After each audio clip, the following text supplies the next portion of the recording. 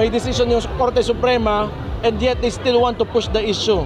So para lang sa akin kasi, kailangan natin respetuhin talaga yung Supreme Court. Honestly,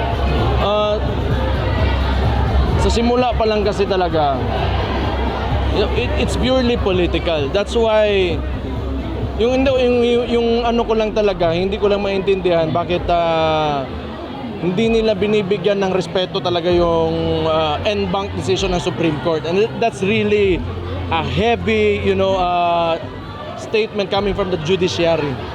Actually, that's yun na nga, lagi ko inuulit, it's an objective view of the situation because they are there to interpret the law. However, ito namang mga politicians, they are elected officials and they represent the people or whatever, but they're elected, so meaning they're politicians. Their decisions are very subjective. Okay? So, ngayon may decision yung Korte Suprema and yet they still want to push the issue. So, para lang sa akin kasi, kailangan natin respetuhin talaga yung Supreme Court because there are three separate branches of government and these are co-equal branches. So, bakit marami pa tayong pinag-uusapan?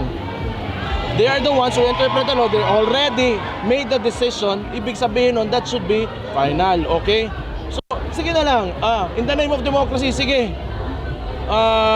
Nakarating sa Senate, ibabalik na naman. I suppose yung Congress mag-MR na naman yan ulit. Pero I'm going to say what I said before, and from the beginning, it's a political scheme. It's a smear campaign against the Vice President.